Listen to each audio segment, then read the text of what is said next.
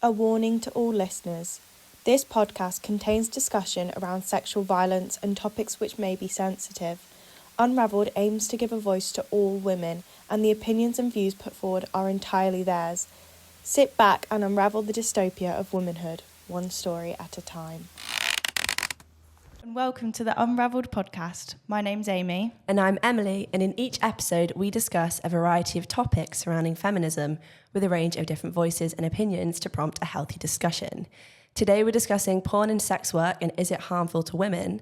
A topic that can have a mixed bag of opinions, so it should be quite an interesting episode. And we've got two guests joining us today, Emily and Charlie, who will be presented with a series of statements and then discussing where it is they align on this topic. So if you could start us off, Emily, just by introducing yourself, who you are and what you do. My name's Emily. I am currently doing my PhD and I'm looking at how online sex work has impacted street sex work. I've worked with the sex work community in sort of various roles, either both like employed and voluntary with different organisations for around 5 years now. And yeah, I feel like I'm starting to find my voice a little bit more, so this will be good for me today. I'm Charlie, I'm 20 years old, and I'm a radical feminist, and as a radical feminist, I also have certain views on the whole topic. And yeah, I'm very curious about the whole conversation, yeah. So we're going to kind of go into the statements now. Our first statement is kind of a general one on what your view is on porn and sex work. So I'll open that to the floor. Either one of you can start us off by kind of giving your perspective on where you kind of align with it.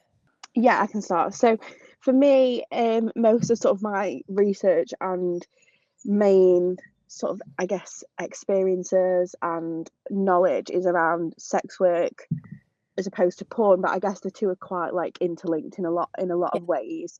But I'm just going to say that like most of the stuff that I'm talking about will probably be like speaking more towards sex work. I am at probably the complete opposite end of where Charlie is. And I would say that I'm more of a liberal feminist in quite a lot of ways. Personally, my view is very much around decriminalising sex work. That's where my sort of argument lies, I guess. I think our current legal perspectives in the UK in particular are quite damaging and quite harmful.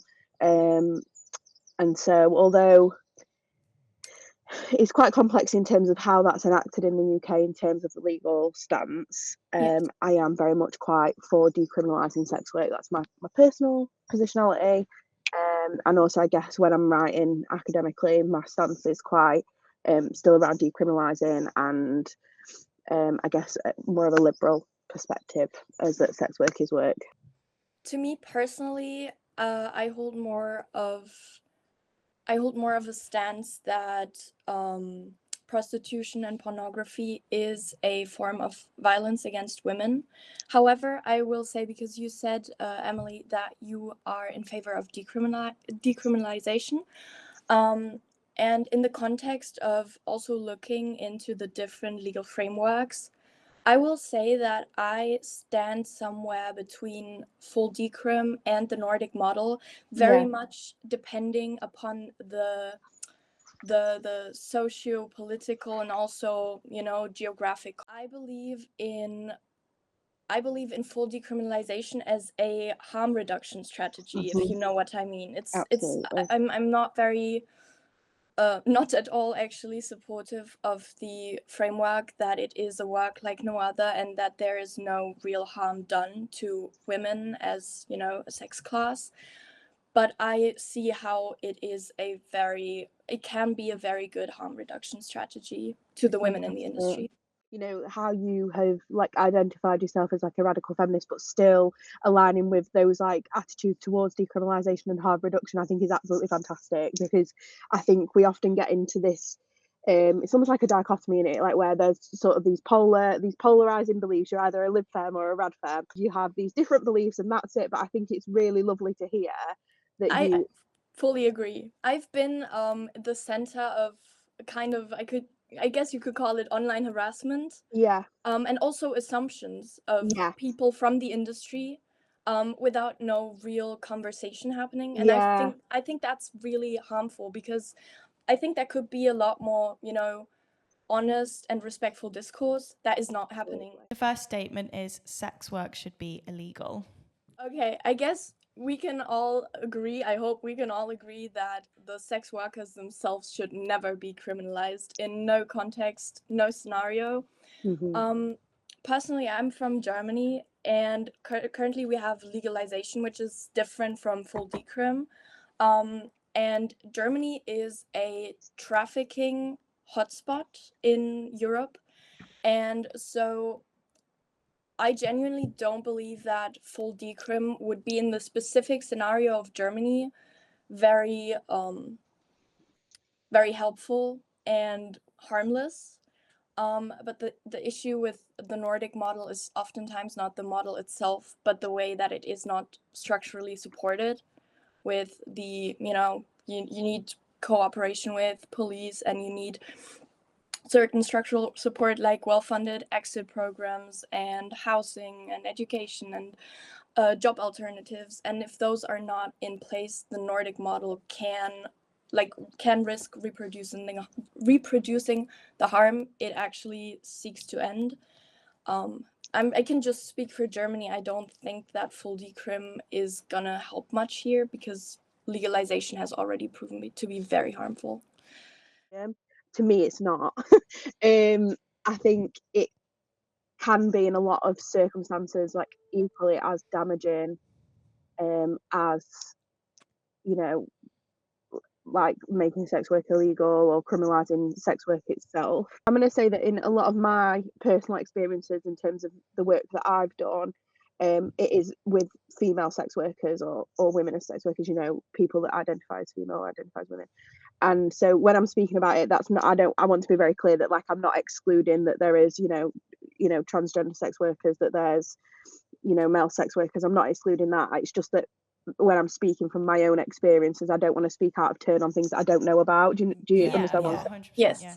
And so I feel like often the way that I see it is that, the buyers, which are often male, have a lot of power in that situation. So by criminalizing them, they're almost more aware of what they're doing is, illegal, and so they will just do it further away. That's very much my perspective, is that if you are criminalizing a buyer, they will just push it further and further away from where it is visible.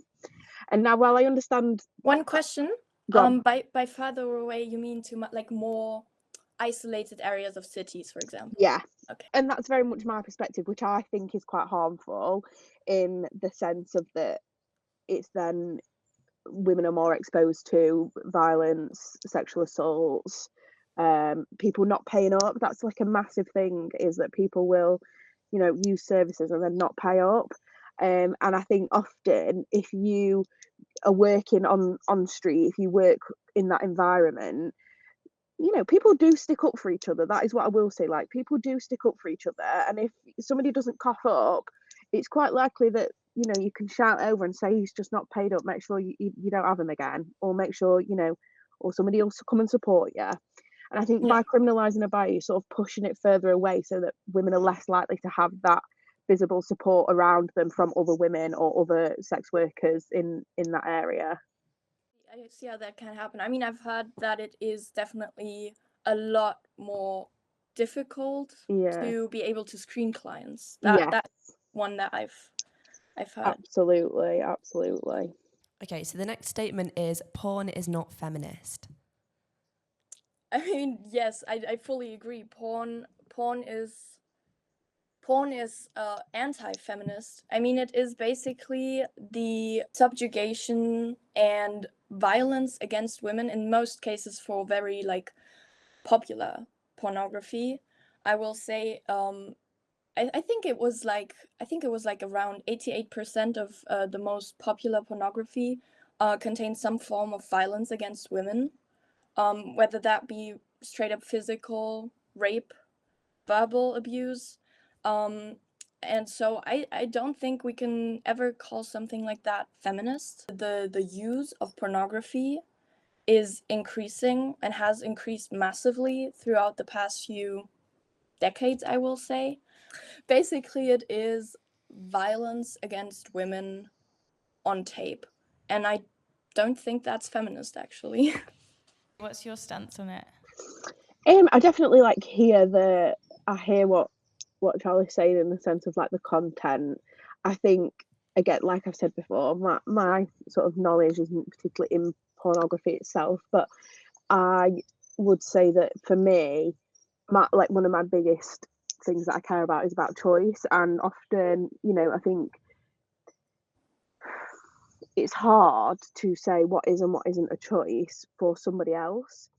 And for me, that's where I'm like, that's no longer my place to comment on what another woman finds empowering. And I think that I spoke about something on TikTok the other day about this, and I personally will just not ever comment on what another woman finds empowering, because I think it's different for everyone. And if somebody finds that is a choice that they want to make, then I'm fully respectful of that, and I just think we should try and make it as safe as possible and as supportive as possible.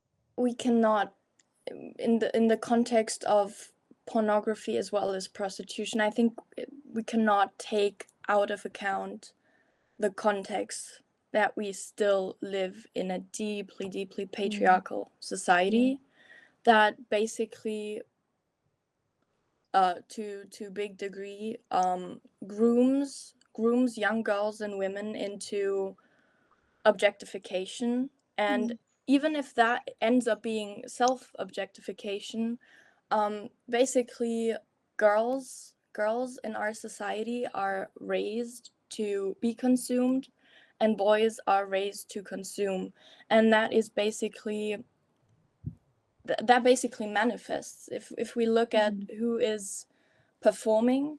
And yes, there's also men there in heterosexual or even gay porn, but basically they're not really the performing people in the pornography. It is women, and it is largely men. I mean, of course there's exceptions, but I think we cannot make large statements. And that's why I believe, yes, while I'm not here to prohibit anyone from doing anything, if you're an adult, you do what you do, right?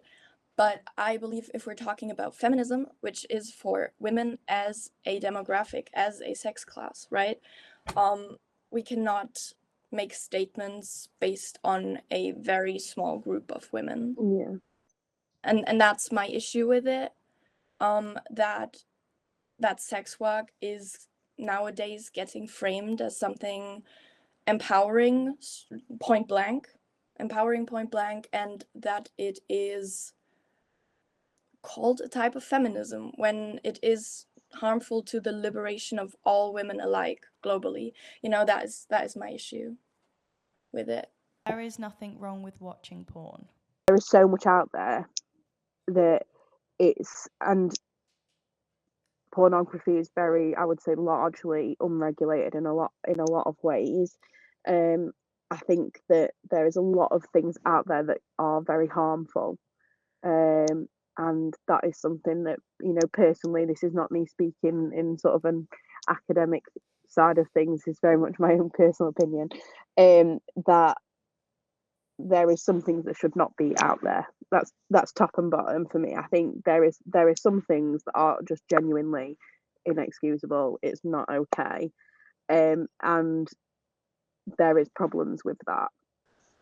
Pornography being able to be empowering, we're forgetting the big industrial complex behind it that is highly exploitative.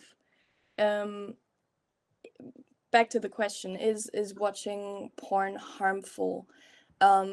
It is harmful for male consumers as well as female consumers, because it is evident that it can often have a tendency to blur the lines of consent in the heads of the consumer, and that is for the man, for the male consumer, who then is desensitized to sexual violence, to rape, etc.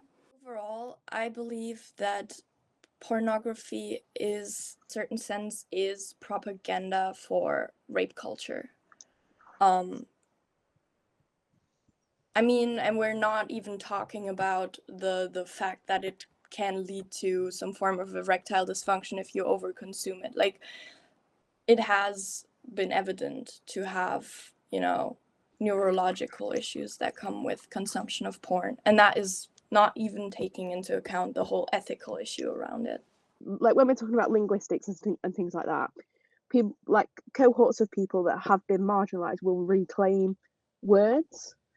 And for me, I think the way that I view things like this is that some people will find it empowering. That's the way that I view it, is that there will be people out there that do find things like doing OnlyFans, pornography, whatever it is. There is women out there that will find it empowering, and I also appreciate that there will be women out there that don't find it empowering.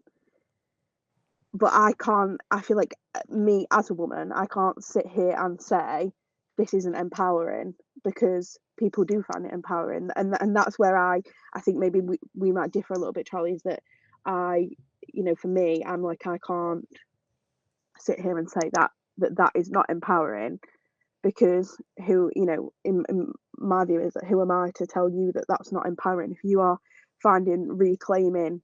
Because I think I do think there is a cohort of women that find it as a almost like a reclaiming their body. I think I'm going to speak about, like, I don't know if you'll have seen the whole stuff online about Rebecca Goodwin, who she did a podcast a while ago with, her whole career is pornography essentially. But she does a lot of other stuff as well, a lot of like charity work and stuff like that, and she does a lot about speaking about rights and things like that. And she very much spoke on a podcast a while ago about how as a child she had been, I guess, sexually assaulted. I might be speaking out of turn, but this is my memory of it, is that she had spoke about how she had been sexually abused as a child, and she found what she does now as a way of reclaiming her control over her body. For me, I'm like, that's not I haven't experienced that. That's not my experience. So I can't tell you that is the wrong way to reclaim your body. I can't tell you that is not the right way to do it. If that works for you, then that is your choice. What I will do is shout and try and make sure that that's as safe as possible, and that people are able to, I guess, respect that choice. How would you look at it in the sense that kind of, well, they might not need to feel empowered using their body if it wasn't, or that wasn't already taken from them by men? I very much feel there will be people out there, whether they have had these experiences in their early years, in whatever, there will be people that find it, empowering. I think there will be. For me, that's my opinion. There will be people out there that don't. I think it's hard to say for definite what the answer to that is, but I think, I don't know, I think it's so complex that it's hard to give sort of like a yes or no. So obviously, sorry to bring her up, but Bonnie Blue. So, there's no disputing the fact that she will have loads of money from, going on podcasts and stuff. Yeah. But my kind of one question is, I'm trying to remember, I don't know the wording, I don't know how she said it, but kind of, so she came out of her full-time job, and then did what she does now, and she said on the Saving Grace podcast, I think it is, about how this has been a great career. Do you think that's a message that could be harmful for kind of young people? I think the issue, does she do OnlyFans now? I'm not very up to date on I her. think it's OnlyFans. She does a lot of different things. She does do a lot of different things. I'm not saying I don't buy it all, but I don't buy it all. I don't think it's possible. Some of the things, right? See, the thing is with OnlyFans overall, and also I guess that highly relates to your question. I'm not sure about the exact percentage, but it must be something between it must be something between 1 and maybe 3% of OnlyFans creators actually make a viable living from it. Mm-hmm. And so I think saying that it is a good career and that it is gonna save you from your exhausting 9 to 5 is highly misleading. Looked at before how we either categorize women as good or bad. You're either a good woman or you're a bad woman. So when we even think back to things like the Bible, we're thinking about Christianity, which often a lot of, again, whether we like it or not, a lot of our social beliefs, a lot of our social norms are based on religious beliefs, whether we like it or not. And when we look back to that, you've got Adam and Eve was the bad woman, she was the temptress, she was the one that strayed him away, that was sexually, she was the deviant one. And then you've got Mary, Virgin Mary, who is pure as anything, and she was the favored woman. And I think this is where we're boiling down to women that use their sexuality we view as negative. And for me, that's where I'm like, that somebody using their sexuality for their own gain, when that is their choice, the only thing that I feel like my responsibility is to make sure that choice is being enacted in a way that is safe as possible, which is where it boils down to, for me, being a feminist issue, because it's our social understanding of how we view sexually deviant, in I don't know if people will see my face, so I'm just going to say that I'm doing air quotes, sexually deviant women as bad. Like, and so I think saying things like, oh, it's a really great career, it probably is a little bit damaging in some ways, because when we don't have the transparent conversation around what this is, like, we don't talk about it enough. It's still hidden away, it's still seen as something that's wrong. And actually, if we just started talking about it more and we had a better understanding of what this economy is, and we laid it out there and we said, this is what happens, this is what you're likely to, this is what's likely to happen, this is, if we were just socially, I feel, and obviously I mean above age, there's certain ages where this kind of stuff's appropriate, there's certain ages where it's not. But if we were able to just be a little bit more open and have these kind of conversations in a more social environment that's normalized, in the sense of, like, we're talking about sexuality, we're talking about sex, we're talking about what it means to do this, to be this, to do this, to be a woman that expresses their sexuality, then maybe it would be less harmful. And I think for me, that's where it all boils down to, how we view women socially. And if we were to be able to shift that, and God, I know that that's not going to happen in my lifetime, but if we were able to shift our perspectives around how we view women, and especially how we view sexually liberated women, and I'm not saying sexually liberated in that people that do, that to be sexually liberated, you've got to do this kind of work. I just mean sexually liberated and able to speak about it, and able to say, this is what I like, this is what I don't like. Definitely. These kind of things would be significantly less problematic. I'm fully on board with that. The thing is, I think we're literally on the same page about sexual liberation for women, 100%. And basically female sexuality and female desire and pleasure being destigmatized. Yeah. I fully agree. But that is, at the same time, that is my issue with the sex industry, because it does not center around female sexuality and intimacy in its true form, and female pleasure, most importantly, because it is largely female performance for male pleasure. And that is my issue with it, because I think it kind of even drives this picture of centering male pleasure at the cost of women deeper, if you know what I mean. And I want women to be sexually liberated, and I don't want them to be shamed for their body count and for them speaking openly about, desire and pleasure. I just think actually that the sex industry is very, very counterproductive for that, if you know what I mean. I guess just one other thing I want to add is that I think it's difficult to conflate sexuality and intimacy and, you know, sexual liberation with sex work and, like, you know, the whole thing that comes with it, prostitution, pornography, because it is not the same thing. Something I've been confronted with, not a lot, but, you know, quite a bit actually, is the accusation that radical feminist or radical feminism are anti-sex. And I think, quite frankly, I think that is ridiculous. I just am very much not in favor of conflating and confusing sexuality with the commodification thereof, you know? And I think that's the problem. I mean, I'm all for sexual liberation for women. I just am completely against the exploitation of female sexuality, or kind of like the mockery thereof, because again, it is not about female pleasure within the sex industry, and that is, yeah, you know, that's a big part of my issue with it. I think it is really interesting how we probably, like I said at the start, we sit at very opposite ends of the spectrum, but there is quite a lot of things that we do align on.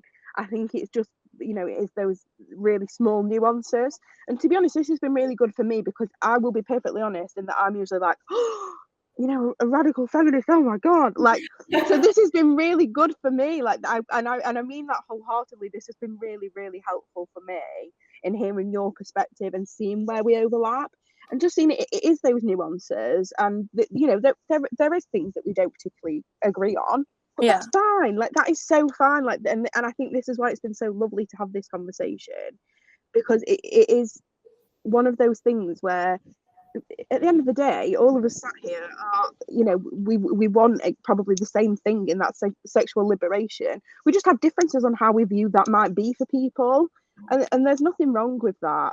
Can I add something? And Yeah. that is something I've been kind of, you know, very deeply questioning and thinking about lately, because I was kind of asking myself, how is it that basically the different branches of feminism, and if we want to view liberal feminism and radical feminism as polar opposites of the spectrum, how is it that we all kind of want the same thing? Absolutely. Which is female liberation. Absolutely. And empowerment of women, but we have so polar opposite approaches. Yeah. And I mean, this is not a truth, you know, hammered into stone. This is just my conclusion of when I was thinking about it. Yeah. I believe it has a whole lot to do with kind of patriarchy and male supremacy being built and founded upon hypocrisy and double standards. That's kind of the thing of it, because if we want to take the example of our topic today, on one hand, a woman has to be a sexual object of desire to the male, but at the same time, if she is on her own terms, or if she is on male terms for that matter as well, right? Like, on one hand, patriarchy wants women to be objects for male pleasure and male desire, but at the same time it wants women to be pure, and it wants women to obey and be virgins and yada yada yada. Yeah, but so basically the whole thing is a big kind of shit farce of double standards and hypocrisy. So basically the radical feminism does not stand for extremist or anything like that, because people often mistake that. It stands for, I think it's the Latin word for root, and it is basically about fighting the root of patriarchy and dismantling patriarchy. And back to what I was saying is, I believe that our differences and different approaches come from that deeply entrenched hypocrisy in a lot of things. Absolutely. Just again, I think the way to female liberation and empowerment is not the commodification of female bodies and female sexuality, because then again, basically it's just doing what patriarchy demands. It's also not staying quote unquote pure, you know, like it's not staying a virgin and quote unquote pure, but it is also not, you know, exploiting women for male pleasure and, you know, all of that. Yeah. And I think that for me, that's where it's like it's been so interesting today, because you know, I do agree that there is a lot of issues within sex work that are related to that, you know, that dynamic, that gender dynamic. But I think the places where we sit opposite are maybe around that of like agency and choice. And I think that's probably where we differ the most. In that you know, I guess in closing remarks, my stance is around making sure that people's agency and people's choice are as safe as possible. Whereas I think maybe Charlie, again, correct me if I'm wrong, but you maybe question more how much choice somebody has and why they're choosing that option, I guess. So I think for me, like I say, it's just been really helpful to have this kind of conversation, and it's just so interesting that we have like there's just so much crossover, and yet a lot of differences as well, a lot of nuances. But I've really enjoyed this. I've loved this. I've loved speaking about it. So thank you. Yes, me too. Thank you as well.